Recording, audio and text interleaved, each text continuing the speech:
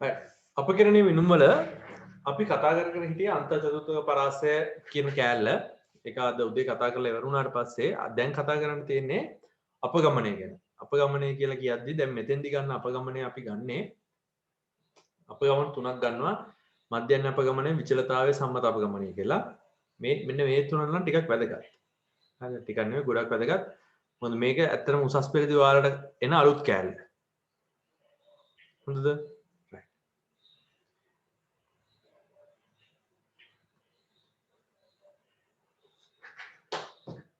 අපි කතා කරනවා මෙතන මෙන්න මේ එහෙම. හරි. දැන් දත්ත ගොනුවක් ගත්තාම දත්ත ගොනුව ඊට පස්සේ ඒක ව්‍යාප්තියක් විදිහට ආරෝහණ පිළිවෙලට සකස් කරලා ඊට පස්සේ අපි ඒක වගුවක් විදිහට ගන්නවනේ. හරි. වගුවක් විදිහට අරගෙන අපි ඔකෙන් කේන්ද්‍රික ප්‍රවණතාව මිනුම් විදිහට මාතය, මධ්‍යස්ථය, මධ්‍යන්නේ ගත්තා. මාතය අරගෙන වෙරලා ඒකෙන් ආය අමුතුවෙන් කතා කරන්න දෙයක් නැහැ. මොකද හේතුව වැඩිපුරම ලියවිච්ච අගය මොකද්ද කියන එක කියලා නිකන්. මධ්‍යස්ථය ගත්තොත් එහෙම මධ්‍යස්ථය තිබ්බා මධ්‍යස්ථය ගැන අපිට කියන්න පුළුවන් ව්‍යාප්තිය හරි මැද අගය කියලා. ඒක එක. දෙවෙනි කාරණා තමයි ව්‍යාප්තියේ හරි මැද ඉන්න 150. ඒ කියන්නේ මැද ඉන්න භාගය කොච්චර පරාසයක පිටිනවද? දත්ත කොච්චර වෙනසක් වෙනවද කියලා. කොච්චර පරාසයක පිටිනවද කියලා අපිට මේ බලා ගන්න පුළුවන්. ඒක තමයි අපි අන්තර්ජාතික පරාසය කියලා ගන්න. හරිද?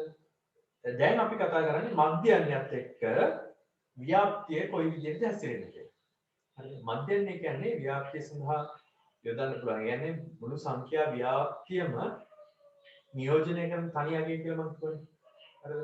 මේකෙදි අපි කතා කරන්නේ මේ වගේ කතාවක්. ව්‍යාප්තියක් අපි සංඛ්‍යාවත් එක්ක ඇඳගත්තොත් ඔයාලා දන්න ජාල රේඛය ඇඳලා ඒ ජාල රේඛයෙන් සංඛ්‍යාත බහුවචනයක් හරියට ඇඳගත්තොත් එහෙම ඕක ඔගිවි කරලා ඇඳලා ඔන්න ඔය වගේ එනවා. ඒ කියන්නේ ස්මූත් කරලා ප්‍රස්ථාරය ඇඳොත් එහෙම මේ පැත්තට ෆ්‍රීකවෙන්සි f අගයන් දාලා මේ පැත්තට x අගයන් දාලා ඔය ප්‍රස්ථාරයක් ඇඳොත් අපේ ප්‍රස්ථාරය අපිට මේ විදිහට දකින්න පුළුවන්. හරිද? මේ ප්‍රස්ථාරයේ හුඟක් වෙලාවට මධ්‍යස්ථය කියන්නේ මේ පටන් ගන්න අගයයි එවර වෙන අගයයි අතර හරි මැද අගය. ඇවරේජ් එක කියන්නේ මීන් වැලියු එක. මධ්‍යන්‍ය කියන්නේ හරි මැද අගය නෙමෙයි. හරිද? මේ ඔක්කොම වෙනට යොදන්න පුළුවන් තනි අගය. එතකොට හුඟක් වෙලාවට ඒක එන්නේ මෙන්න මේ වගේ තැනකින් තමයි. හරි මැදින්ම නෙමෙයි සාමාන්‍ය මේ හරි මැද ආවත් වැරද්දක් නැහැ. ඒ අතර ඒ කිට්ටුවකින් තමයි යන්නේ. ඉතින් ව්‍යාප්තියක ඔයාලා දන්න එකම ව්‍යාප්තියේ ඉතින් මෙන්න මේ වගේ තැනක මධ්‍යන්නේ තියෙන කියලා x බාර් ඉන්නේ ඔන්න ඔතන. මධ්‍යන්නේ ඔය උතන තියෙන්නේ. එක ව්‍යාප්තියක් තියෙන්න පුළුවන් මෙන්න මේ විදිහට.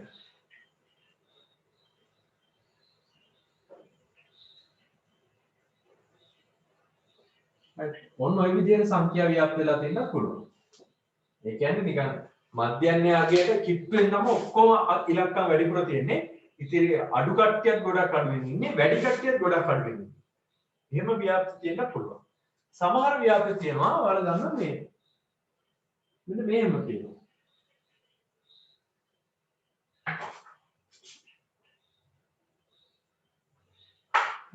මේකේ තියෙන විශේෂත්වය තමයි දැන් මේ මම මේ අදපු ව්‍යාප්ති වක්‍ර දෙකේම මධ්‍යන්නේ කියන අගය එකම අගය. එකම මධ්‍යන්නේ තියෙන්නේ. ස්භාගයන් එකම මධ්‍යන්නේ. පොඩි උදාහරණයක් කියන්නම්. මෙහෙම ගමු.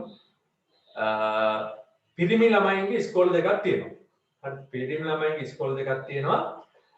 අපි මොකද කරන්නේ 9 වසරේ ළමයි ටික ඔක්කොම බෝලින් කරලා ඒ කට්ටිය කුසමනිනවා.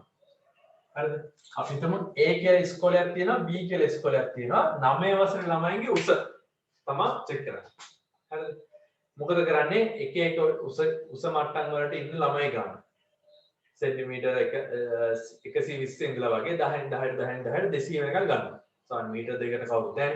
සාමාන්‍ය මීටර 160කට වගේ තමයි කට්ටිය ඉන්නේ. උඩරින්. ඉතින් එක ළමයි සෙට් එකක් ගන්නකොට එක ඉස්කෝලේක ළමයි සෙට් එකක් ගන්නකොට අපිට බලා ගන්න පුළුවන් මේ ගොඩාක් කොට ළමයිනුත් ගොඩක් අඩුයි. හරිද? දැන් මේ ඒ ඉස්කෝලේ ගැන වගේ කියන්නේ. ගොඩාක් කොට ළමයි අඩුයි. ගොඩාක් උස ළමයිනුත් ඒත් අඩුයි. හරිද? මේ මධ්‍යන්නයට කිට්ටුවෙන් තමයි ගොඩක් කට්ටිය ඉන්නේ. හරි මධ්‍යන්නයට ගොඩාක් කිට්ටුවෙන් තමයි ඒ කියන්නේ සරලව ගත්තොත් එහෙම ඉස්කෝලේට ගිහලා හැම වසරේ තමයි පෝලිං කරපුවාම නිකන් ඔක්කොම ළමයි එක උස එක දාන වගේ කට්ටිය ඉන්නේ.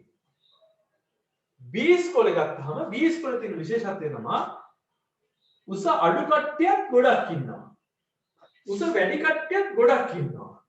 උස මැද කට්ටියක් සාමාන්‍ය ප්‍රමාණයකට ඉන්නවා. ඒ කියන්නේ මේ ඉස්කෝලේ ටික විශේෂත්වය තමයි නිකන් ගිහලා බලපුවාම එක ගාන කට්ටිය ගොඩක් ඉන්නවා. හරි ඇවරේජ් එක ගත්තාම දෙගොල්ලෝගෙම එකයි. දැන් මෙයාගේ ඇවරේජ් එක අපි තුන් දැන් මේ හැමෝගෙම ඇවරේජ් එක 135 කියලා සෙන්ටිමීටර්. ඉස්කෝලේ දැන් මම ඒ ඉස්කෝලේට ගිහිල්ලා ඒ කැපිටල් A කියන ඉස්කෝලේට ගිහිල්ලා වෙලා ඔක්කොම ළමයින් උස වල ටික එකතු කරලා මේ ළමයි ගානෙන් බෙදුවාම ළමයිගේ උස එනවා 135.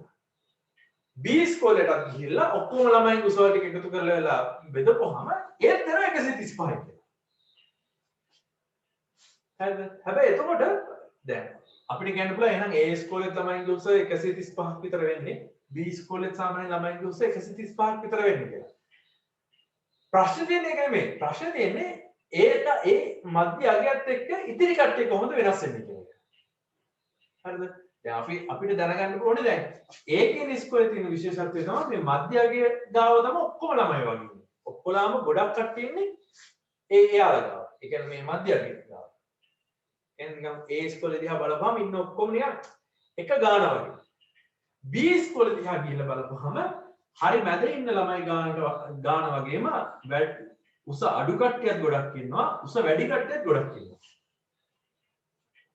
සුළු කරලා ගත්තාම තමයි 135 වෙන්නේ. හරිද? ඉතින් මේ මධ්‍යන්නයත් එක්ක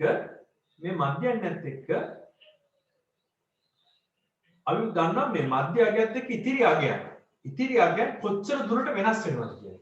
උදාහරණයක් ගත්තොත් මෙන්න මධ්‍ය අගයත් එක්ක මේ A කියන එක්කෙනාගේ අගය වෙනස් වීම ගොඩාක් අඩුයි.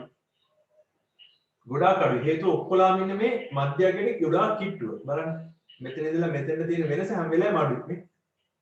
මධ්‍ය අගයත් එක්ක හැම වෙලාවෙම තියෙන වෙනස අඩුයි. ඒ කියන්නේ මේ අපි කියනවා දත්ත අපගමණය වීම. හරිද? අවම අගයක තමයි තියෙන්නේ. ඒ කියන එක්කෙනාගේ දත්ත අපගමණය වීම වෙනස් වෙන ගතිය අවම අගයක තමයි තියෙන්නේ. හරිද?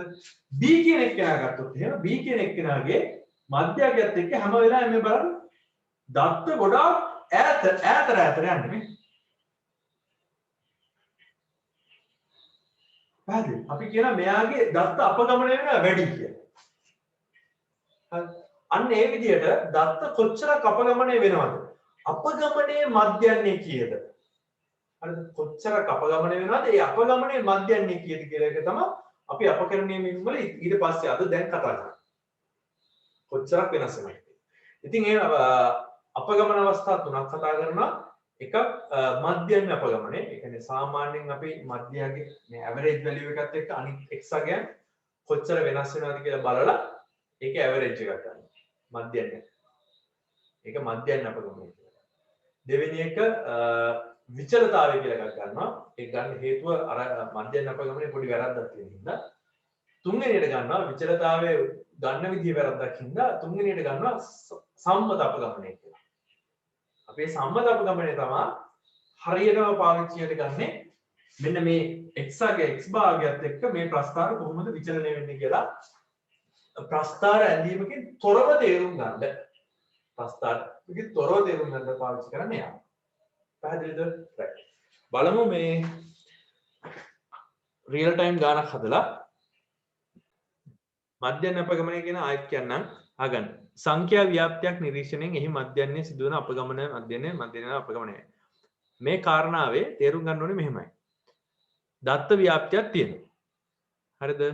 දත්ත ව්‍යාප්තියක් තියෙනකොට x1 x2 x3 කිය දත්ත ව්‍යාප්තියක් තියෙනකොට අපි ඒකේ ඇවරේජ් එක හොයාගන්න පුළුවන්. මධ්‍යන්නේ ගන්න පුළුවන් x බාර් කියලා. හරිද?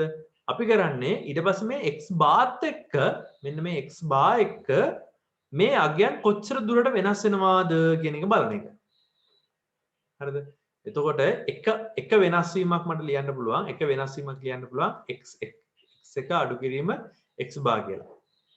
ඒ විදිහට x2 x3 x4 කියන දත්ත සියල්ලම x බාත් එක්ක කොච්චර වෙනස් වෙනවද කියලා හොයලා ඒ ටික එකතු කරලා හරිද? මුළු දත්ත ගාණයෙන් බෙදපුවාම තමයි මධ්‍යන්න අපගමනය ගන්න. හරිද? ඒතර ඒක සමීකරණය ගන්න මේ විදිහට. අපි කරන්නේ සියලුම xi අගයන් වලින් x බා අඩු කරනවා. කැපිටල් x බා අඩු කරනවා. එතකොට එනවා ඔයාලට ඇවරේජ් එකක්. sorry ඇවරේජ් එක කියන්නේ මේකේ අපගමනාගයක්. ඒ අපගමනාගයන් සියලුම i සමාන 1 සිට i සමාන 1 සිට n දක්වා සියලුම අපගමනාගයන් ටික එකතු කරලා ඒ ප්‍රමාණයෙන් බෙදපුවාම තමයි අපි කියන්නේ මධ්‍යන්න අපගමනය.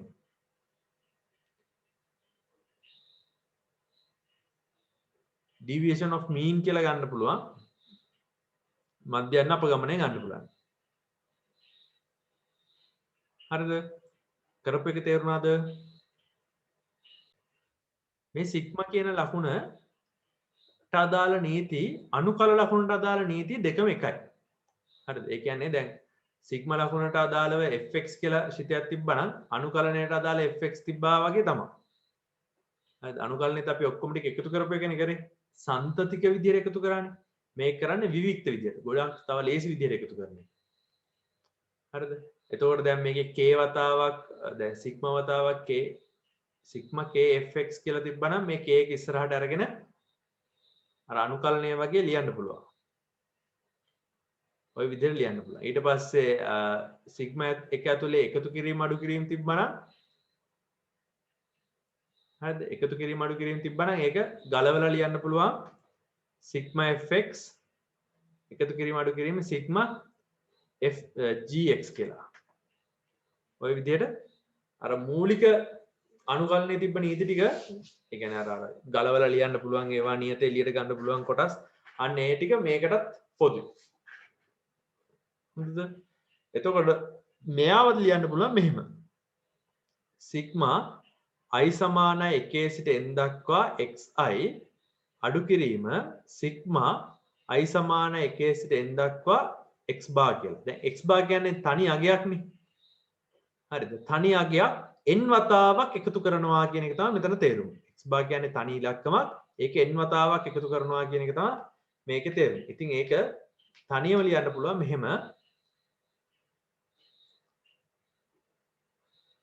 සිග්මා i සමාන 1 සිට n දක්වා xi අඩු කිරීම n වතාවක් x බාර් කියලා ලියන්න පුළුවන්.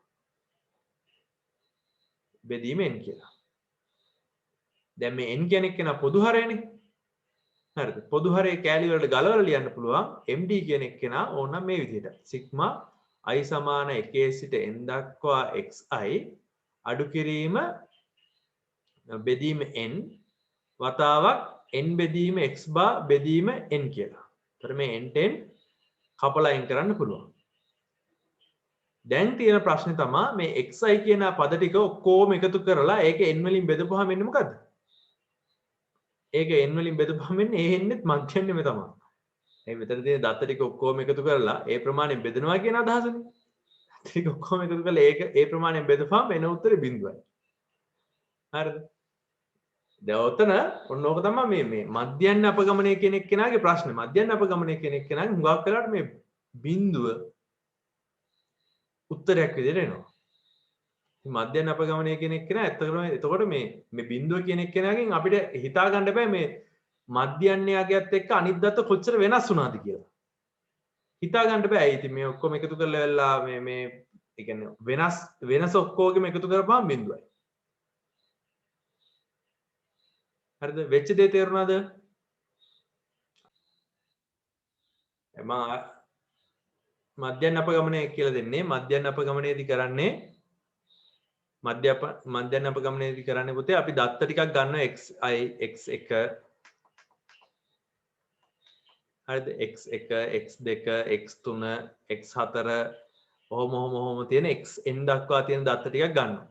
හරිද? ඉස්සෙල්ලා මම මෙයාගේ x බා හොයා ගන්නවා. හරිද? ඊට පස්සේ මධ්‍යන්න අපගමනයෙන් හොයන්න යන්නේ. අපගමනය හොයනකොට අපි මධ්‍යන්න අපගමනයට අපි දාන්නවා MD කියලා. මධ්‍යන්න අපගමනය හොයනකොට හොයන්නේ ඉස්සෙල්ලාම එක එක දත්තය x බාත් එක්ක කොච්චරක් වෙනස් වෙනවද? ඒ වෙනස් වීම සම්පූර්ණයෙන් එකතු කරලා මුළු දත්ත ගාණයෙන් බෙදලා. හොඳද? මේක තමයි මධ්‍යන්න අපගමනයේ සමීකරණය. මේක අපිට සුළු කරගන්න පුළුවන්.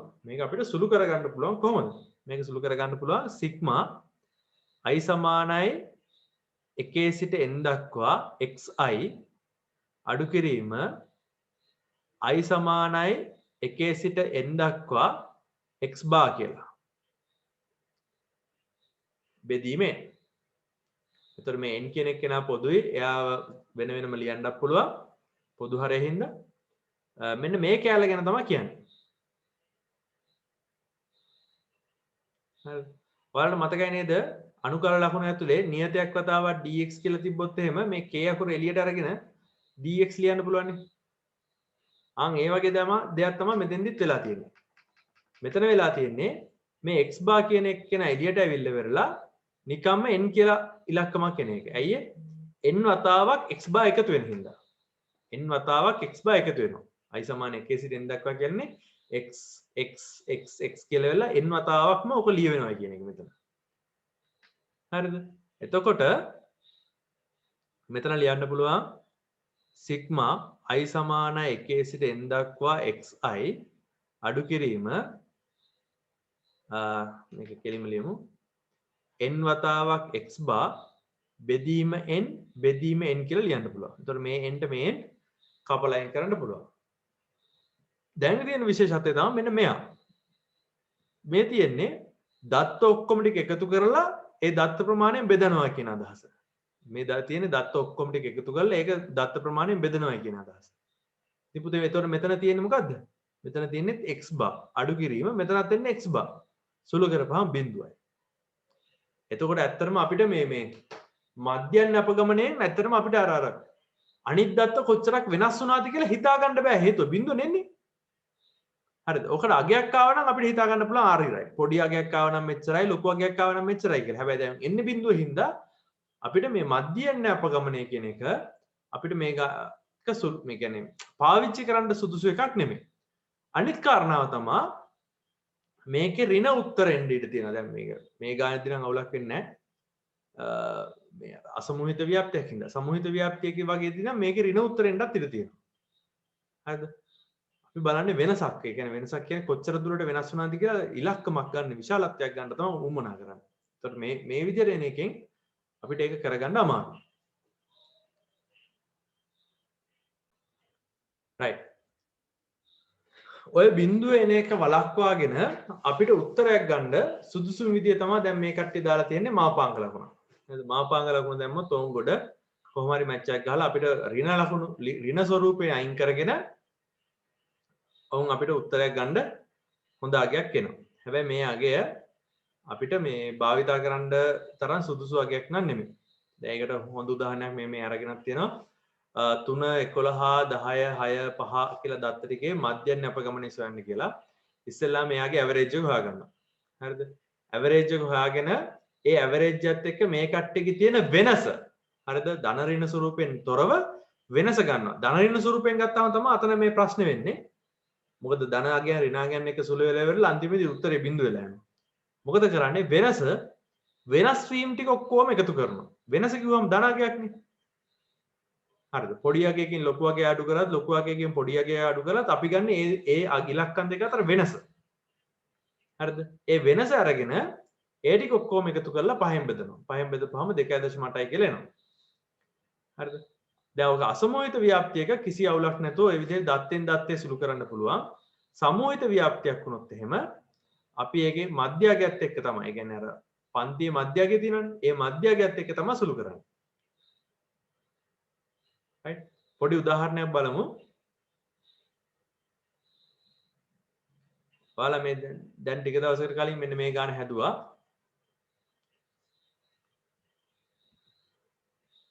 මේ තියෙන අර මුලින්ම හදපු ගානක් දත්ත වගුව මේ තියෙන අසමෝහිත ව්‍යාප්තියක 10 1යි 12 2යි එහෙම තියෙන්නේ. ඉතින් මේකේ අපිට ඕනේ වෙනවා මධ්‍යයන් හොයන්න. දැන් මම හොයන්න යන්නේ මධ්‍ය අපගමනය. MD සෙවීම තමයි අපේ අරමුණ. MD කියන්නේ කීයද කියලා තමයි හොයාගන්න ඕනේ නේ. ඉතින් මට MD හොයාගන්න නම් මම මොකද කරන්න ඕනේ? සියලුම දත්ත ටික මේකෙන් මෙවා කරලා දත්ත ගානෙන් බෙදන්න බෑ. හරි. දැන් මේක ෆ්‍රීකවෙන්සි එකක් තියෙන ෆ්‍රීකවෙන්සි එක. ඒ කියන්නේ මේ සංඛ්‍යාතයත් එක්ක තියෙන හින්දා මට මේ සමීකරණය ලියන්න පුළුවන් මේ විදිහට. MD කියන එක කෙනා ලියනවා f වතාවක්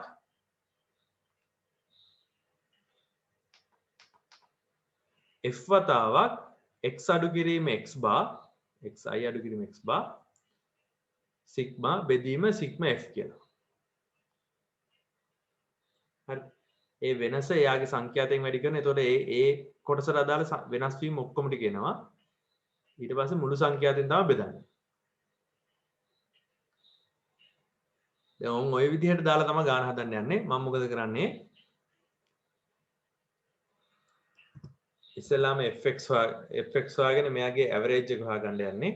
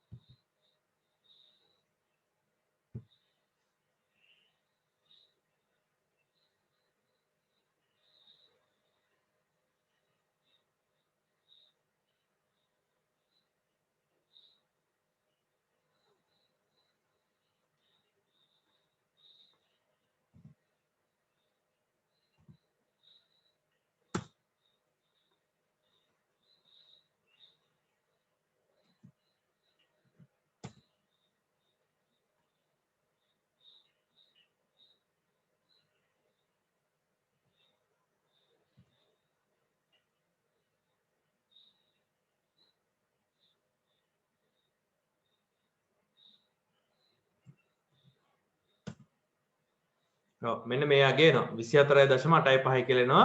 දැන් මේ මගේ ඇවරේජ් එක x bar. හරිද? දැන් මම මොකද කරන්නේ?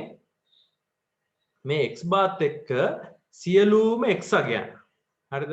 මේ x bar එක්ක සියලුම x අගයන්ගේ වෙනස බලනවා. ඒකල වෙනස බලලා එයාගේ විශාලත්වය තමයි ගන්නෙ. හරිද? එයාගේ විශාලත්වය තමයි ගන්න. හරි. රයිට් ඒක ලියාගත්තොත් එහෙම simple x අඩු කිරීම capital X bar කියලා දාන්න. මට ඒක bar ලියන්න බෑ ළමයි මේකේ. ඒතර x bar ඒක ඔක්කොගෙම නිකන් මේක විතරක් බලාගෙන යන්න. වෙනස කිව්වම ධන ඍණ ස්වරූපයත් එක්ක සුළු වෙන්නේ කොහොමද කියලා බලමු.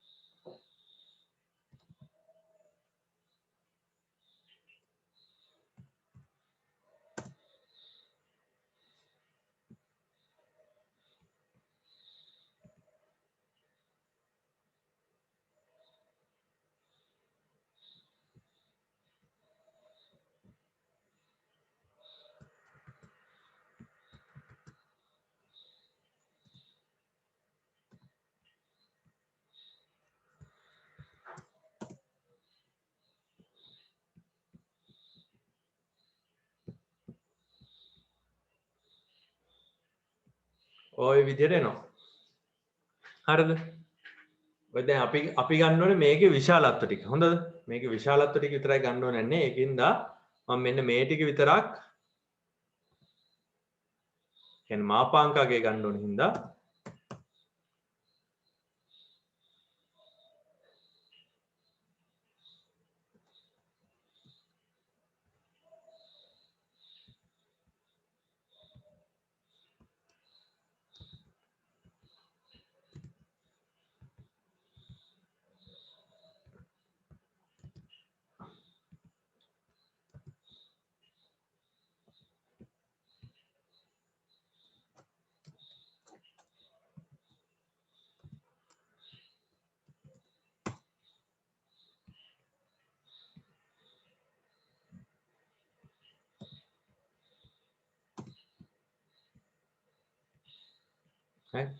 මම මොකද කරේ එයාලගේ විශාලත්වය ගැන ටික විතරක් ගත්තා.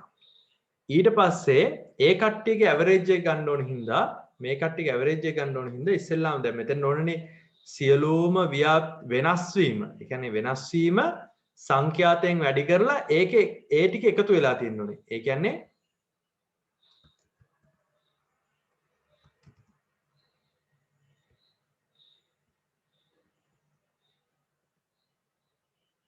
මට ඕනේ f වගයන් ටිකත් එක්ක සුළු වෙන්න. මම මොකද කරන්නේ?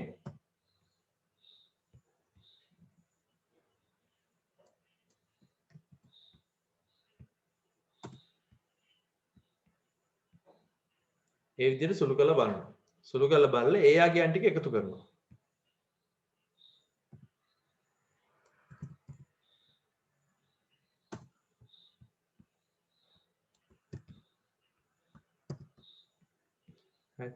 ඔය තියෙන්නේ අපගමන සියලුම අපගමනයන්ගේ එකතුව. ඒක ඒ ටික පාවිච්චි කරලා මම MD ගේ ලියනවා මේ විදිහට. එම නිසා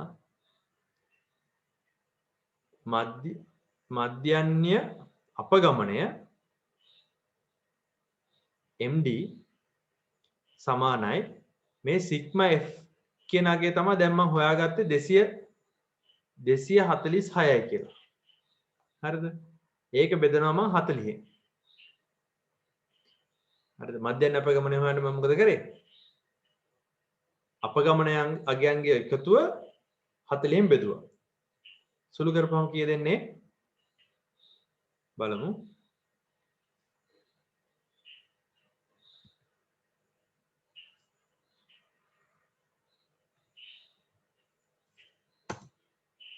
උත්තර එනවා 6.15 කියලා. ඒ කියන්නේ අපිට තේරුම් ගන්න ඕනේ දේ තමයි මේ මධ්‍යන්‍යත් එක්ක 6.15 ප්‍රමාණයකින් ඉතිරි දත්ත ටික වෙනස් වෙනවා කියන්නේ. හරිද? දැන් අපි මේකේ වටිනාකම මේකයි.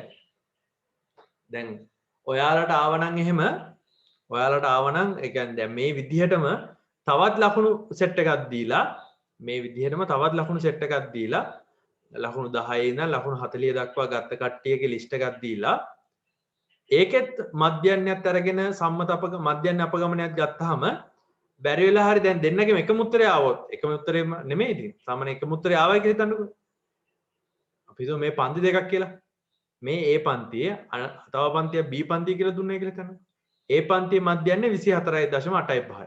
B පන්තිය අපි දුන් 25යි කියලා. ඒක අවුලක් නැහැ. අපගමනයේදී තේරුම් ගන්න ඕන දේ තමයි මේ අපගමනේ ගොඩාක් ලොකුයි නම් ලොකු වගයක් නම් ඒකේ තේරුම තමයි මෙයාලගේ ලකුණු වෙනස ගොඩාක් වැඩි. ඒ කියන්නේ එක එක්කෙනා එක එක ලකුණු අරගෙන තියෙනවා. අපගමනේ පොඩි නම් පොඩි අපගමනයක් නම් තියෙන්නේ. ඒ කියන්නේ ඒකේ තේරුම දත්ත වෙනස් වෙන ඉතා පොඩි ප්‍රමාණ වලින්. ඒ කියන්නේ හැමෝම නිකන් කොපි කරලා විභාග ලියුවා වගේ. ඒ කියන්නේ සල්ලව ගත්තොත් එහෙම ඒ කියන්නේ හැමෝගෙම ලකුණු හරි මැදාගයට කිට්ටුයි කියලා. පොඩි අගයක් නම් හරි මැදාගයට කිට්ටුයි. ලොකු අගයක් නම් එහෙනම් වැඩිම ලකුණු කට්ටියක් ඉන්නව ගොඩක් අඩුම ලකුණු කට්ටියක් ගොඩක් ඉන්නවා.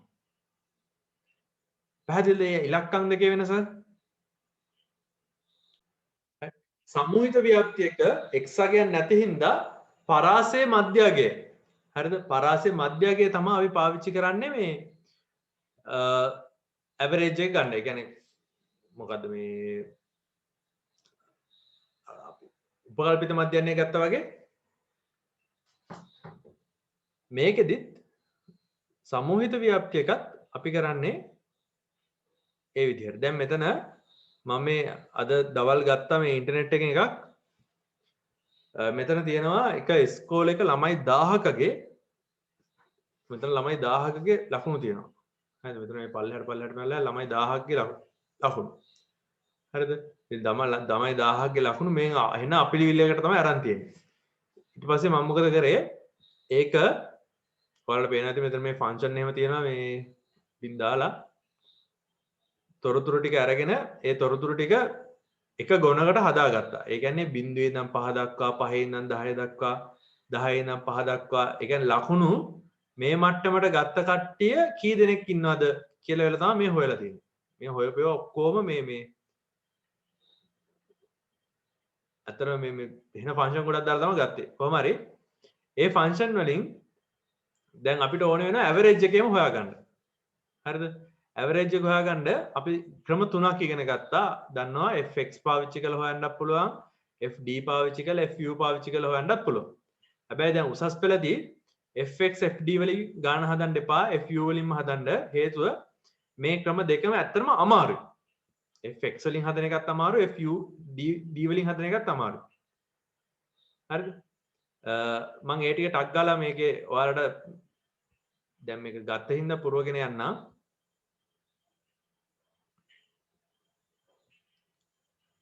ඒ fx අගයන් ටික ඕක අතින් කරා නම් එහෙම ලොකු වෙලාවක් යනවා. ඔයාලට තේරෙනවනේ මේ මෙතන මේ f අගයන් x අගයන් එක්ක වැඩි කරනකොට ලොකු වෙලාවක් යනවා කියලා.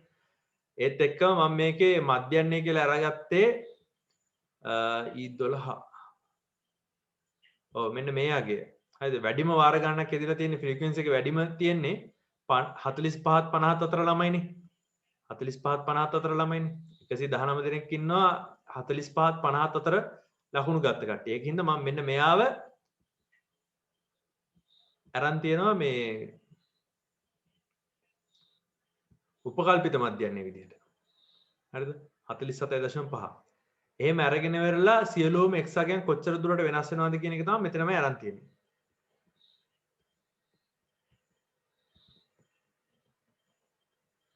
හරි. x අගයන් කොච්චර දුරට වෙනස් වෙනවද? ඒ අනුව fd අගයන් කොහොම වෙනස් වෙන්නේ? ඉතින් fd අගයන්. ඔය සුළු කර ගන්න කියන එක එහෙම හිතා දා ගන්න වෙනවා, පැය ගණන් හදන්න වෙනවා. දැන් මෙතන ඉලක්කම් වෙනස් වෙන්නේ 5න් 5ටනේ. 5න් 5ට හින්දා මම ඒක 5න් බෙදලා ඉතිරි අගයන් ටික දාගෙන තියෙන්නේ. ඊට පස්සේ ඒක සුළු කරලා තමයි මේ fu අගයන් අරන් තියෙන්නේ කීයද කියලා.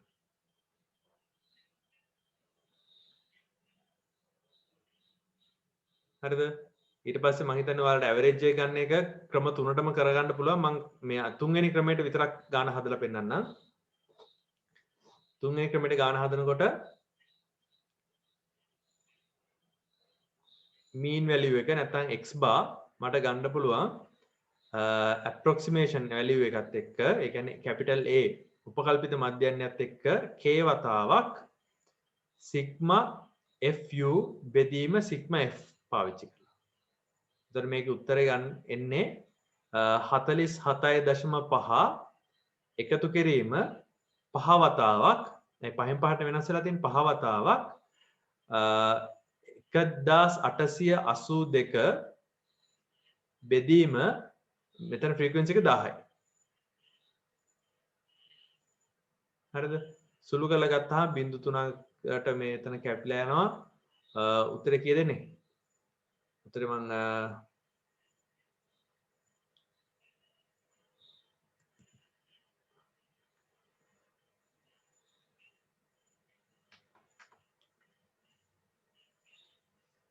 ටයිප් කරලම ගන්නම්.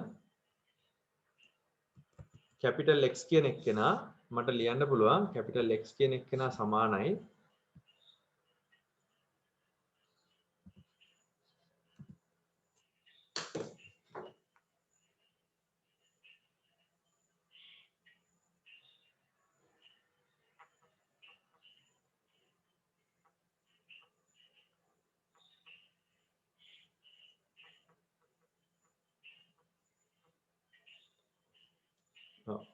එතන ගන්න පුළුවන් 56.91 කියලා.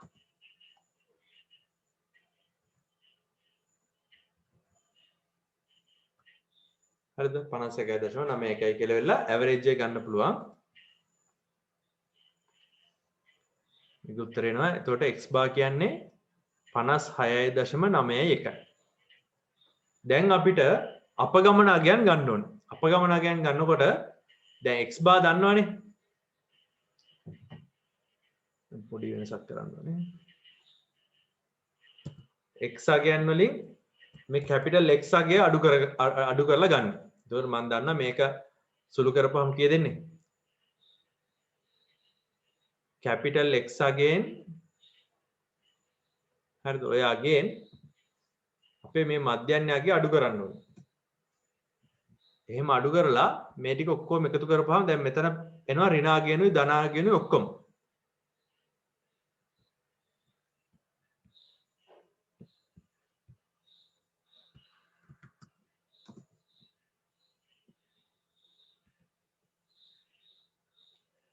හරි.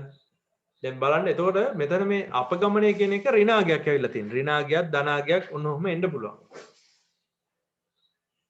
ඉතින් මේ විදිහට ගන්න බැරි හින්දා ඒ කියන්නේ ඍණ අගයන් ආවහම අර ධන අගයනුත් එක්ක වෙනස් වෙලා අඩු වෙන හින්දා එකතු කරනකොට අඩු වෙනවනේ. දැන් මෙයා මේ 50ත් මේ වගේ 40ත් එක්ක සුළු වෙනකොට දැන් මෙතන 50 ඉලක්කම මෙතන 40ත් එක්ක සුළු වෙනකොට අඩු වෙනවනේ. ඒකින්ද තමයි මෙයාලගේ මාපාංක ගන්න. හරිද? මෙයාලගේ මාපාංක අගයන් ගන්න.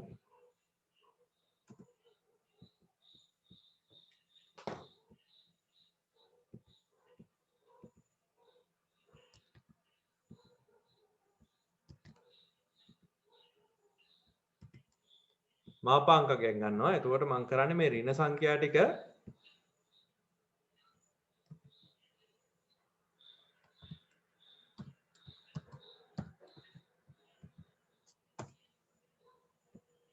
ඍණ සංඛ්‍යා ටික විතරක් ඍණයකින් වැඩි කරලා ගන්නවා.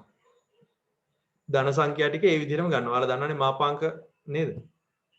ඍණ සංඛ්‍යා ටික ඒ විදිහටම වැඩි කරලා ගන්නවා. ඍණ සංඛ්‍යා ටික ඍණෙන් වැඩි කරලා ගන්නවා. ධන සංඛ්‍යා ටික ඒ විදිහටම ගන්නවා.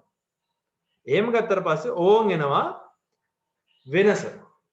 හරිද? සියලුම අගයන් සියලුම x අගයන් මධ්‍ය අගයත් එක්ක කොච්චර දුරට වෙනස් වෙනවද කියලා බැලුවොත් එහෙම ඕන් දැන් එනවා 508ක් කියලා. බලන්න ඉස්සෙල්ලාවේ ඍණ 100 ගාණක්. දැන් තමයි හරිම වෙනස එන්නේ. වෙනස කොච්චරද කියලා ගත්තොත් එහෙම දත්ත ඔක්කොලාම වෙනස් වෙලා තියෙනවා 500 ගාණකින්. ඊට පස්සේ ඒ තනි දත්තේනේ මධ්‍යන්නගේ තනි දත්තයත් එක්ක තමයි ඒ වෙනස තියෙන්නේ. ඉතින් මම ඒක ෆ්‍රීකවෙන්සි එකකින් වැඩි කරන්න ඕනේ.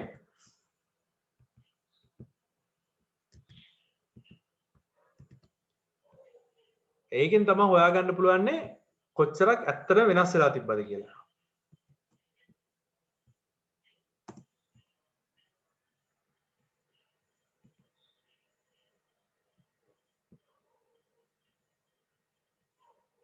මෙතෙන් 12000 ගාණක් වෙනස් වෙලා තියෙනවා.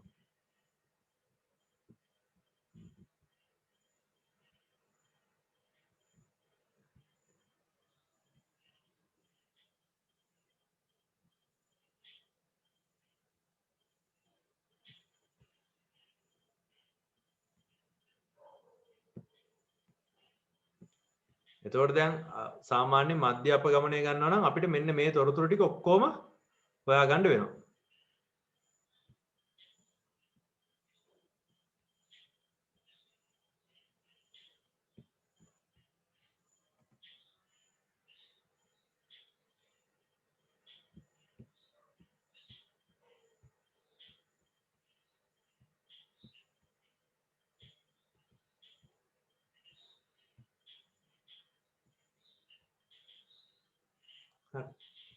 මම හිතන්නේ දැන් ඔයාලට පැහැදිලිව පේනවා ඇති මේක කොහොමද වගුව හැදිලා තියෙන්නේ කියලා.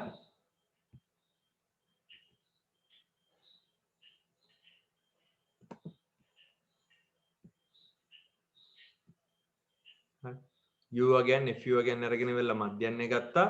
ඒක අපිට ආවා කීයද 56 දශම ගාණක්.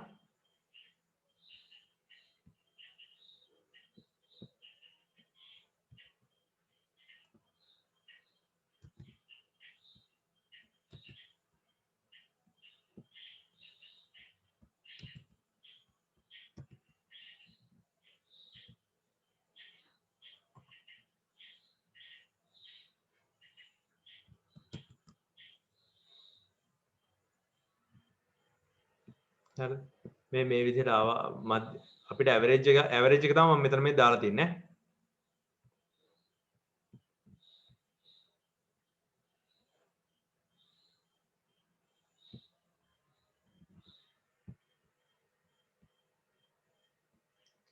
හරි ඊට පස්සේ දැන් පුතේ දැන් මේ අගයන් ටික පාවිච්චි කරලා නැත්නම් මෙතන මේ තියෙන අගයන් ටික පාවිච්චි කරලා අපිට පුළුවන් මෙයාගේ කොච්චර අපගමනයක් තියෙනවද කියලා බලාගන්න.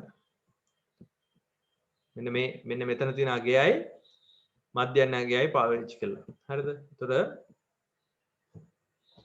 ඒකට අපි කරන්නේ මධ්‍යයන් අපගමනයේ සෙවීම. MD සෙවීම. MD කියලා කියත්තාම සියලුම F x අඩු කිරීම x භාගයන් f අගයන් වලින් බෙදලායි ගන්න. එතකොට මෙතන උඩට ඇවිල්ලා තියෙනවා 1200 ඔන්න ඔය 12679.6ක් ඇවිල්ලා තියෙනවා. යටට සංඛ්‍යාතේ 1000යි. 1000න් බෙදන්න ලේසි. සුළු කරපුවාම උත්තර එනවා 12.67996 කියලා. ආසන්න උත්තරේ ඕන 12.7 වගේ ගන්නත් පුළුවන්. පැහැදිලිද? එතකොට ඔය තියෙන්නේ MD අගය. MD අගය කියලා කියන්නේ මේ 56ත් එක්ක ඉතිරි දත්ත ටික කොච්චර දුරට වෙනස් වෙනවද කියලා ඉලක්කම අගයක්. මේක වැඩි නම් මධ්‍යයන් අගයත් එක්ක අනිත් අගයන් එක අගයන් වෙලා තියෙනවා. ගොඩක් ඈත අගයනුත් තියෙනවා. හරිද? ලොකු විසිරිච්ච පරාසයක තියෙනවා දත්ත. ඔය අගය ගොඩාක් පොඩි නම් MD අගය කියන එක නම් ගොඩාක් පොඩි නම් ඒකේ තේරුම ඔය 56 ගාව තමයි හැම ළමයාගේම ලකුණු තියෙන්නේ. ළමයි 1000කගෙම ලකුණු තියෙන්නේ නිකන් 50ත් 40ත් 60ත් ඔන්න ඔය අතර තමයි තියෙන්නේ. ඒ කියන්නේ MD අගේ අඩුයි නම් ඒ විදිහට ළඟ තියෙන්නේ. MD අගේ ගොඩාක් වැඩි නම් එහෙනම් ගොඩක් ඈත තමයි තියෙන්නේ. පැහැදිලිද? දැන් අපි කතා කරමු විචලතාවය කියලා. විචලතාවයේදී කරන්නේ අපි ඔය වගේම අපගමන අවස්ථාව ගන්නවා. හැබැයි අපගමන අවස්ථාව ගන්නෙ මේ දත්ත ටික මාපාංග කරලා නෙමෙයි. හරිද? අපගමන ගන්නෙ අපගමන ඔක්කොගෙම අපගමන එකතුව ගන්නෙ දත්ත ටික මාපාංග කරලා නෙමෙයි දත්ත වෙනස වර්ග කරලා. හරිද? දත්ත ටික ඔක්කොම වර්ග කරලා ඉවරලා තමයි එයාගේ අපගමන අවස්ථාව ගන්න. බලන්න. මෙතන දැන් විචලතාවය කිව්වහම variability නැත්තම් අපි variance එක කියලා කියන්නේ. හරිද? කොච්චර variance එකක් තියෙනවද කියලා තමයි අපි සාමාන්‍ය වචනෙන් කියද්දි කියන්නේ. මේකට අපි දාන අකුරු තමයි පුතේ මේ S අකුර නෙමෙයි. අපි සාමාන්‍යයෙන් ලියන්නේ sigma කියලා අකුරක්. sigma වර්ගය කියලා කියන්නේ. හරිද? විචලතාවය කිව්වහම VAR කියලා ලියන්නේ variable වගේ නැත්නම් variance එක නැත්නම් variability කියලා ලියද්දි ඕකට අපි දාන අකුර sigma වර්ගය කියලා දාන්නේ. හේතුව වර්ග කර ගන්න හින්දා xi අඩු කරනවා x භාගයෙන්. එතකොට එනවනේ ධන ඍණාගයන්. ඒ ඔක්කොගෙම තනි වර්ග. එතකොට ඍණාගයක් ආවත් වර්ග වෙලා නෙන්නේ. දැන් මාපන්ත සුළු කරන්න අමාරු හින්දා කෙලින්ම variance එක ගන්නකොට තියෙන වාසිය තියෙන දත්ත ටික ඔක්කොම වර්ග වෙලා තමයි මේක එකතු වෙලා දත්ත ප්‍රමාණයෙන් බෙදෙන්නේ. හරිද?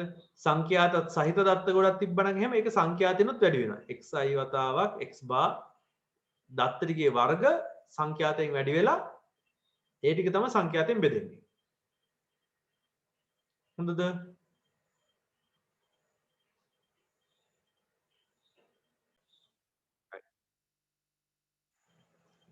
තොර ඒ සමීකරණ ලියනකොට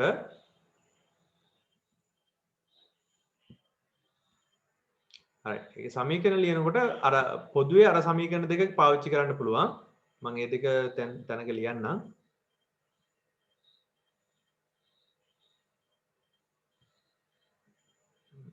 වගේ තැනක ලියන්න අමාරුයි නේ. පොඩ්ඩක්.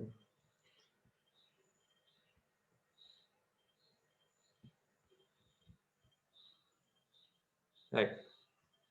අපි දැන් විචලතාවය ගණනය කරන්නයි යන්නේ. විචලතාවයේ සමීකරණ ගැන චුට්ටි විස්තරයක් තමයි කියන්නේ. VAR නැත්නම් සිග්මා වර්ගය කියන එක නා. ඒ සමීකරණය එන්නේ පුතේ මේ විදිහට. අසමූහිත ව්‍යාප්තියක් නම් අසමූහිතයි නම් අසමූහිත ව්‍යාප්තියක් නම් අපි කරන්නේ දත්ත ඔක්කොම එකිනෙකට අඩු කරනවා. මධ්‍යගයත් එක්ක දත්ත ඔක්කොම එකිනෙකට අඩු කරලා ඒ ටික වර්ග කරනවා. ඒ වර්ග කරපු ටික ඔක්කොම එකතු කරලා දත්ත ප්‍රමාණයෙන් බෙදනවා. ඔක තමයි අසමූහිත ව්‍යාප්තියක කරන විදිය. ඒකේ සංඛ්‍යාතත් එක්ක තියෙනවනේ. දැන් මේ අපි මේ මෙන්න මේ හදලා තියෙන එකේ වගේ දැන් මේක අසමූහිතයිනේ ගෲප් කරලා නැහනේ. දත්තෙන් දත්තයට සංඛ්‍යාතත් එක්ක තියෙනවා නම් අපි කරන්නේ අසමූහිත වුණාටම ඒ වෙනස සංඛ්‍යාතයෙන් ඊට අනුරූප සංඛ්‍යාතයෙන් වැඩි කරලා වෙනසේ වර්ගය ඊට අනුරූප සංඛ්‍යාතයෙන් වැඩි කරලා මුළු සංඛ්‍යාතයෙන් බෙදනවා. හරිද? සමූහිත ව්‍යාප්තියකටත් පාවිච්චි කරන්නේ මෙයාම තමයි. සමූහිත ව්‍යාප්තියක මේ i වෙනුවට පාවිච්චි කරන්නේ අර ගෲප් එක කියන්නේ පරාසය මධ්‍යගය. අසමූහිත ව්‍යාප්තියක මේ යගය. හරිද?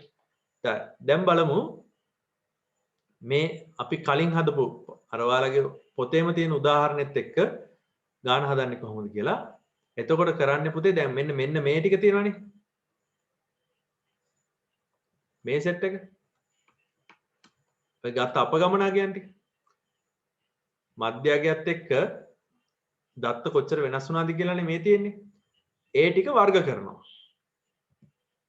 හරි. මේ ටික අපි මොකද කරන්නේ? වර්ග කරනවා.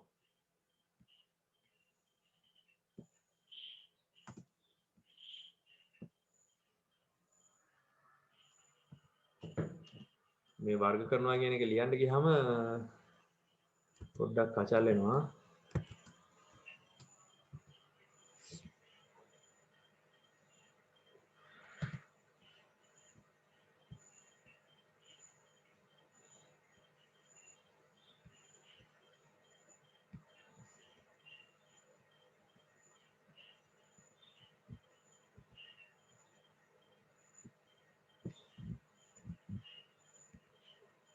මේ වර්ග කරනවා කියන්නේ දාන්න ලකුණ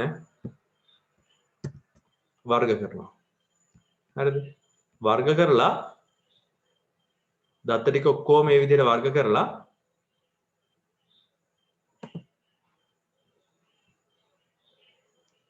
කරලා ඒ ටික එකතු කරනවා.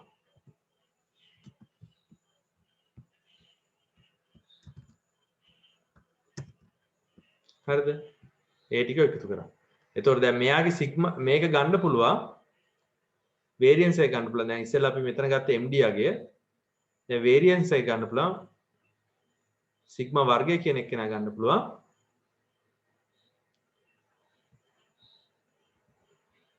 මේ වර්ග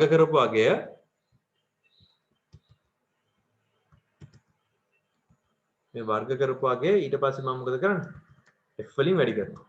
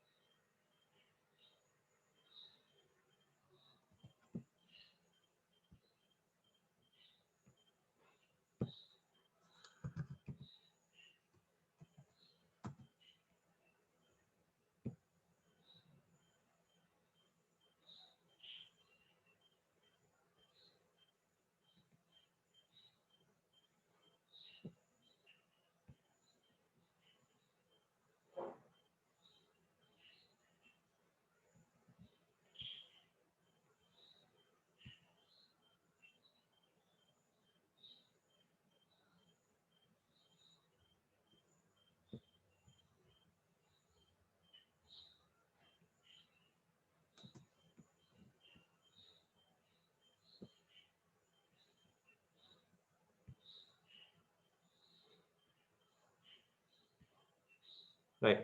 මේ විදිහට F වගයන්ගෙන් වැඩි කරලා ගත්තාම එනවා උත්තරේ මේ විදිහට. මෙතන එනවා 2311.1ක්. බෙදන්න ඕනේ 40න්. හරිද? එතකොට උත්තරේ ගන්න පුළුවන් 2311.1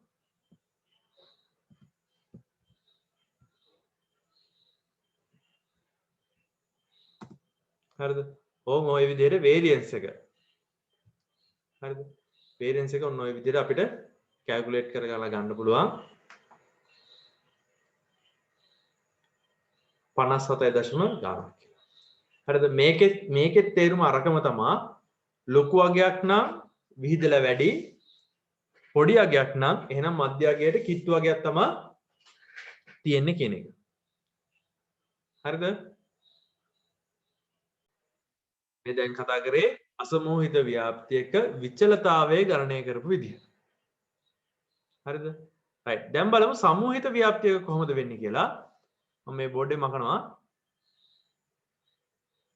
හරිද? සමෝහිත ව්‍යාප්තියක් ගත්තොත් එහෙනම් පුතේ සමෝහිත ව්‍යාප්තියක දැන් ඇත්තටම අපිට ඕන වෙන්නේ නැහැ මේ MD පැත්ත. දැන් මම කතා කරන්න යන්නේ වේරියන්ස් එක.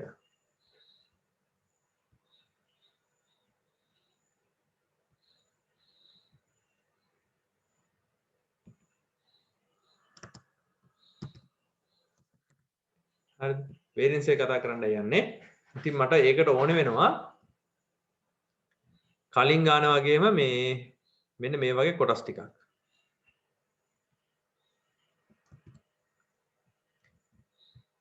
ඒ කියන්නේ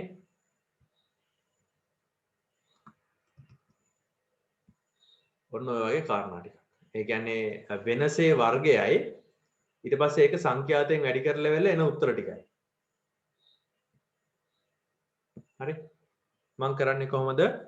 මේ තියෙන වෙනස තියෙනවානේ. ඒ වෙනස එයා වර්ග කරනවා.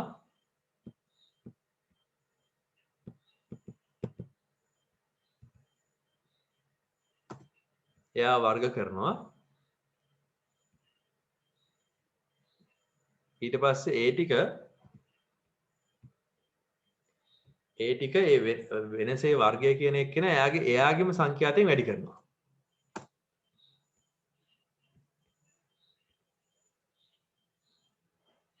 හරි. ඊට පස්සේ මම මොකද කරන්නේ? ඒ ටික එකතු කරනවා.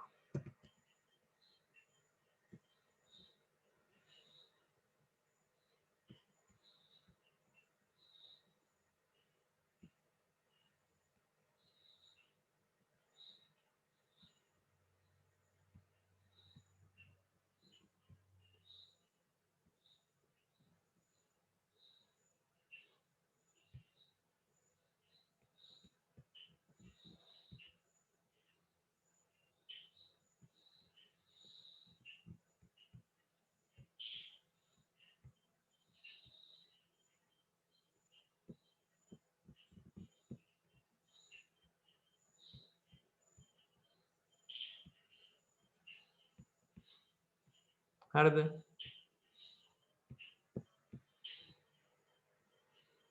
ඊට පස්සේ මම මේ වේරියන්ස් එක හොයනවා. වේරියන්ස් එක හොයන්නේ කොහොමද? විචලතාවය හොයන්නේ දත්ත ටික ඔක්කොම එකතු කරලා දත්ත ටිකේ ඒ කියන්නේ මේ විදිහට කරන්නේ සියලුම දත්ත තමයි සමූහිත ව්‍යාප්තිය නම් මධ්‍යගයන් අපේ මධ්‍යන්‍යත් එක්ක අඩු කරලා ඒන අගයන් ටික වර්ග කරනවා. ඊට පස්සේ ඒ අදාළ අනුරූප සංඛ්‍යාතයෙන් වැඩි කරනවා. එහෙම ගුණ කරපු ටික ඔක්කොම එකතු කරනවා. එකතු කරලා වෙලා මුළු සංඛ්‍යාතයෙන් බෙදනවා. හරිද? එහෙම වුණාම මෙතන දැන් ඇවිල්ලා තියෙනවා 25400 මම දන්නේ 254952ක් ඇවිල්ලා තියෙනවා. ඒක බෙදන්න ඕනේ 1000න්. එතකොට උත්තරේ එනවා 254.952 කියලා. ආසන්න අගයක් ගත්තොත් එහෙම 255ක් කියලා එනවා. හරි. එතකොට අපිට මේ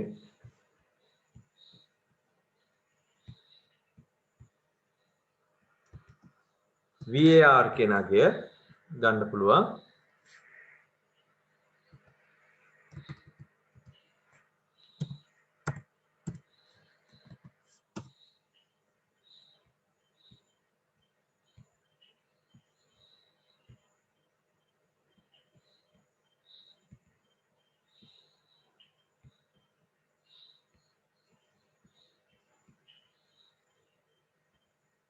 හරිද? right මේ ගාන හදපු විදිහ තේරිච්ච කට්ටිය චුට්ටක් අතසන් බලන්න. සම්මත අපගමනය කියලා කියන්නේ විචලතාවය තියෙනවනේ. විචලතාවයේ ධන වර්ගමූලය මේ තියෙන්නේ. විචලතාවය තමයි විචලතාවයේ වර්ගමූලය ගන්නවා.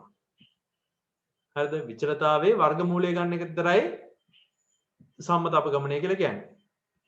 හරිද?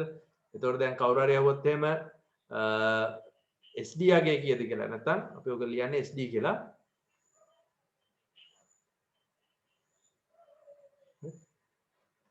SD යගේ කීයද කියලා අහුවොත් එහෙම SD නැත්නම් ස්ටෑන්ඩඩ් ඩීවියේෂන් සම්මත අපගමනය. සම්මත අපගමනය. සම්මත අපගමනය කියන එක කෙනා ලියන්න පුළුවන් මේකේ වර්ගමූලය. නැත්නම් ඔයාලා දන්නවා සිග්මාගේ වර්ගයනේ දාන්නේ. සිග්මාගේ වර්ගයේ වර්ගමූලය නැත්නම් සිග්මා කියලා තමයි ලියන්නේ අපි ඒක. හරි සම්මත අපගමනයට අපි ලියන්නේ සිග්මා කියලා ඒක. හරිද? එතකොට දැන් මේකේ සමීකරණ විදිහට ගත්තොත් එහෙම SD කියලා කියවුවොත් නැත්නම් සිග්මා කියලා කිව්වොත් එහෙම ඒකේ සමීකරණය වෙන්නේ සිග්මා f වතාවක් x අඩු කිරීම x භාගේ වර්ග ටික සිග්මා f නේ අපි මොකද්ද වේරියන්ස් එක නැත්නම් විචලතාවය කියලා ගත්තේ. එයාගේ වර්ගමූලය. හරිද? මෙයාගේ සම්පූර්ණ වර්ගමූලය. හොඳද? සම්මත අපගමනය කියලා කියන්නේ විචලතාවයේ වර්ගමූලය. සම්මත අපගමනය කියලා කියන්නේ විචලතාවයේ වර්ගමූලය. ඒතකොට දැන් මේ ගානේ නම් මේ ගානේ විදිහට හරිද? මේ ගානේ විදිහට සම්මත අපගමනය මට මෙතන ලියන්න පුළුවන් SD කියලා දාලා SD කියලා කියන්නේ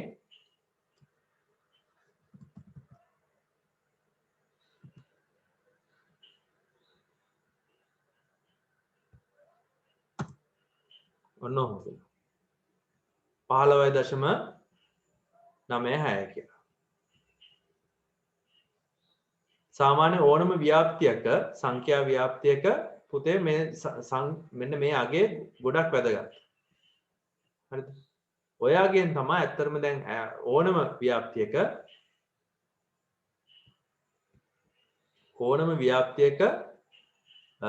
සම්මත අපගමනයෙන් තමයි තේරුම් ගන්නේ මධ්‍ය අගයත් එක්ක. ඒ කියන්නේ මෙන්න මෙතන තියෙන x මධ්‍යයන් ඇවරේජ් එකත් එක්ක කොච්චර දුරකට ඉතිරි දත්ත ටික වෙනස් වෙනවද කියන එක. ස්ටෑන්ඩඩ් ඩීවියේෂන් කියන එක අඩුයි නම් අර කලින් කිව්ව කතාව තමයි. සම්මත අපගමනයේ අඩු වගයක් නම් එහෙනම් ඔක්කොම දත්ත ටික මධ්‍යයන්නේ ගාව ඉන්නේ. සම්මත අපගමනයේ වැඩි අගයක් නම් එහෙනම් ඒකේ තේරුම දත්ත ගොඩක් විසිරලා තියෙන කියන එක. සම්මත අපගමනයේ වැඩි නම් විසිරලා අඩුයි නම් ළඟ ඉන්නේ. හරිද? x ගාව ඉන්නේ x ට පිටින් ඉන්නේ. හරිද?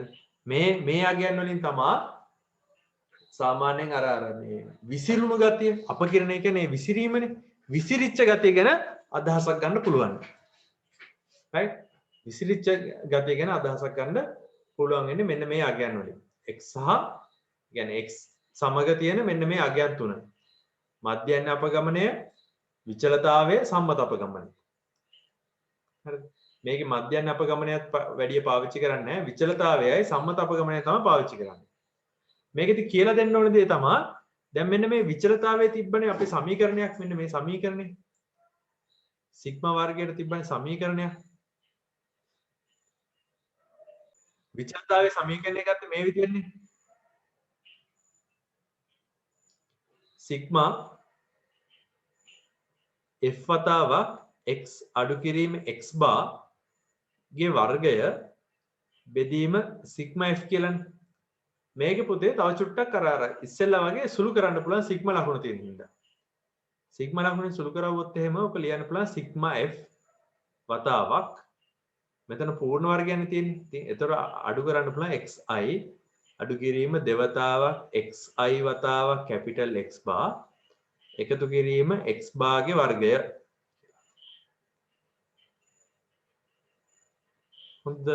ඊට පස්සේ මේක තව චුට්ටක් මේ f වලින් සුළු කරලා ගන්න පුළුවන් සිග්මා fxi අඩු කිරීම දෙවතාවක් සිග්මා f වතාවක් xi වතාවක් x bar. ඒතර ඔයාලට තේරෙන්න ඕනේ මේ x bar කියන්නේ නියතයක්. ඒ නියතයත් ඕන නම් මෙතනින් එළියට ගන්න පුළුවන්. අඩු කිරීම එකතු කිරීම සිග්මා f වතාවක් x bar ගේ වර්ගය. සිග්මා f කියන එක හරයත් මම කොටස් වලට ගලවලා ලියන්නම්. සිග්මා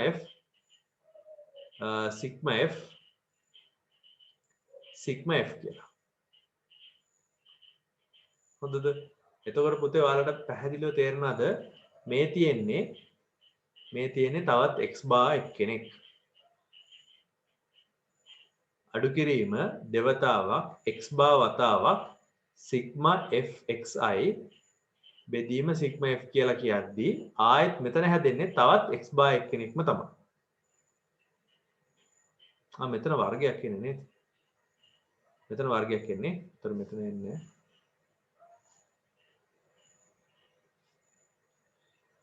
මෙතන හැදෙනවා සිග්මා f xi ගේ වර්ගය බෙදීම සිග්මා f කියලා. ඒතර මේක ටිකක් වෙනස් කැලලක් ඈ. يعني ගාන හදන්න ඇත්තටම ඒතකොට ලොකු ආශයක් එන කොටස තමයි මේ ආවේ. අඩු කිරීම දෙවතාවක් x bar වතාවක් සිග්මා xi f වතාවක් xi බෙදීම සිග්මා f කියලා එනවා. එකතු කිරීම මේක x bar ගේ වර්ගය කියන එක නේ එළියට අරගෙන f වලින් බෙදලා f වලින් වැඩි කරන්න තියෙන්නේ. ඒතකොට නිකම්ම x bar ම තමයි එන්නේ මෙතන. ඒ x bar ගේ වර්ග ටික f වතාවක් එකතු කරලා f වලින් බෙදන්න කියනවා. එතකොට x bar මේ කැලලම තමයි එන්නේ. පුතේ මෙතන සුළු කරලා ලියන්න පුළුවන් සිග්මා f xi ගේ වර්ගය බෙදීම සිග්මා f අඩු කිරීම දෙවතාවක් x bar වතාවක් මෙතනත් තියෙන්නේ x bar ම තමයි. එකතු කිරීම x bar ගේ වර්ගය. සුළු කරලා ඕක ලියා ගන්න පුළුවන් කෝකටද කියලා මේ සාධනය චුට්ටක් ලියාගමුකෝ. මම බෝඩ් එකම කරනවා. පුතේ එතකොට දැන් ඕක සුළු කරගන්න පුළුවන් මේ විදිහට.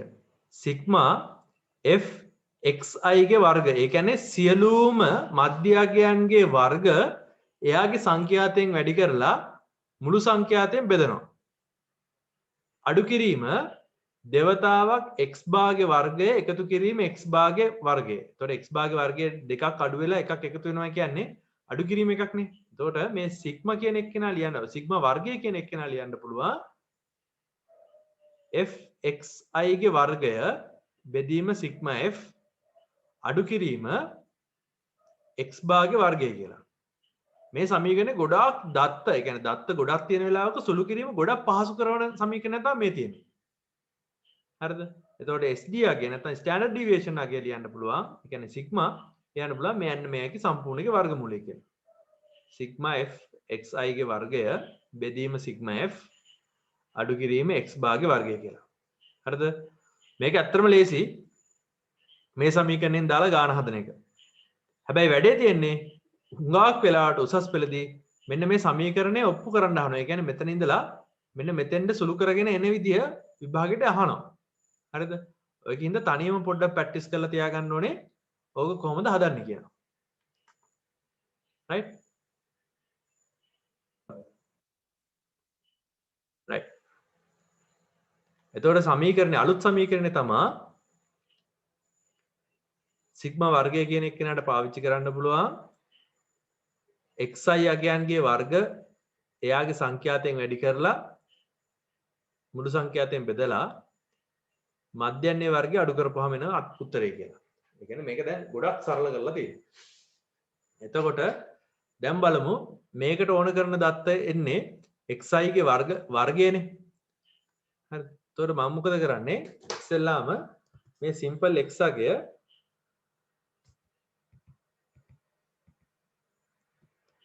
සිම්පල් x අගයන් ඔක්කොම වර්ග කරගන්නවා. හරිද? සිම්පල් x අගයන් ඔක්කොම වර්ග කරගන්නවා. එතකොට මෙයා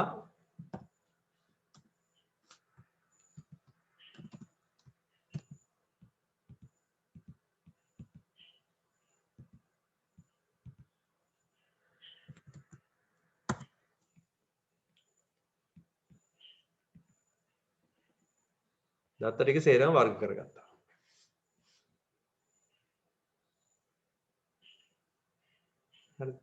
ඒකලා ඒ ටික ෆ්‍රීකවෙන්සි එකත් එක්ක වැඩි කරනවා. f වතාවක්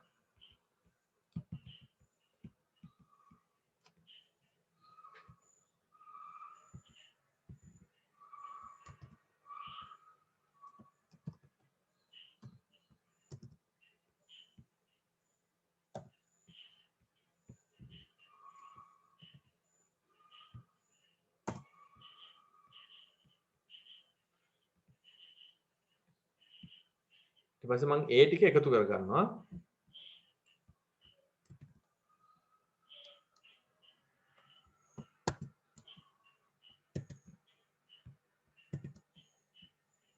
ඒ ටික එකතු කර ගන්නයි යන්නේ.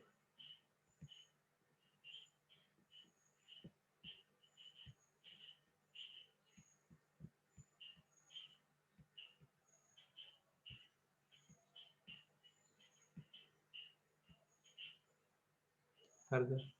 රයිට්. දැන් බලමු මේක කොහොමද හදන්නේ කියලා. වර්ග කරගත්තා. ඊට පස්සේ ඒ ටික දැන් මුළු දත් සංඛ්‍යාවෙන් බෙදලා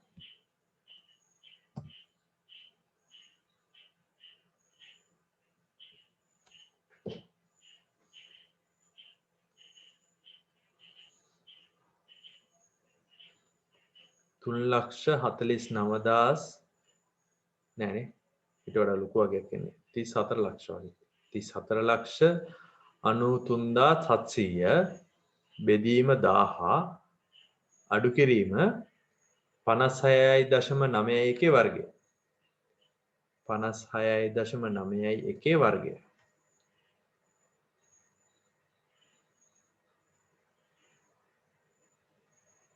එතකොට එනවා 300 නොහොම ගාන 0.37 අඩු කිරීම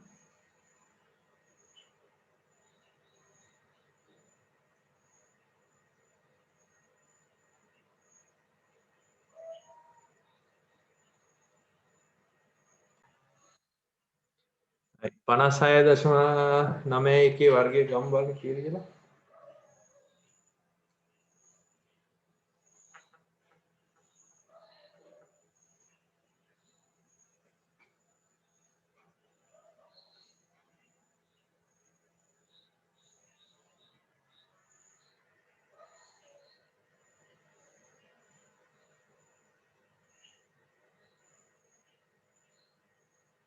මම හිතන්නේ දශම ස්ථානයක වෙනසක් තියෙනවා දශම ස්ථානයක වෙනසක් තියෙනවා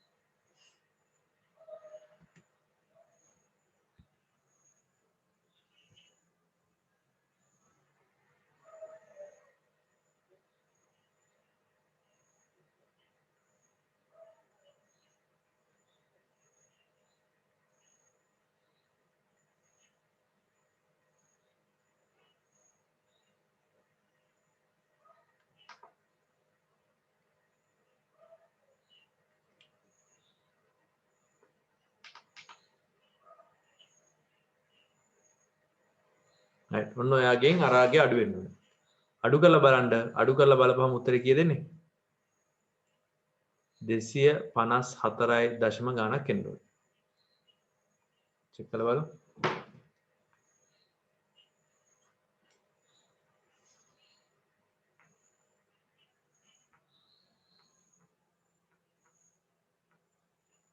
මේකේ කිසි වෙනසක් වෙන්න බෑ ළමයි ඈ ඔව් 9.5ක් එනවා මම මේ අන්තිම උත්තරේ කියන්නේ මේ 56.91 වර්ගයේ වට යවුවා ඒකින්ද තමයි ඔය අගට දෙකේ ඉලක්කම එන්නේ නැත්තේ මෙන්න මේ උත්තරේ එනවා සිග්මා වර්ගයට කිසි වෙනසක් නැහැ බලන්න එතකොට ගාන හදන්න ගොඩාක් ලේසි හේතුව නැත්තම් අපි වෙනසත් හොයාගෙන ඒ කියන්නේ අඩු කර ඒ ටික ආයේ වර්ග කරලා ඒ ටික ආයේ f වලින් වැඩි කරලා විකාරයක් කරන්න ඕනේ දැන් එච්චර අමාරු නෑ. මොකද කරන්න තිබ්බේ? x අගයන් ටික ගත්තා. හරිද? මේ x අගයන් ටික ගත්තා. ඒ ටික වර්ග කරා. ඒකල ඒක ෆ්‍රීකවෙන්සි එකකින් වැඩි කරා. ඒ ටික එකතු කරා. එකතු කරලා මධ්‍යන්නේ වර්ගයෙන් අඩු කරා. ඒ ටික අර මේ සමීකරණයට දාලා සුළු කළා මධ්‍යන්නේ වර්ගයෙන් අඩු කරා.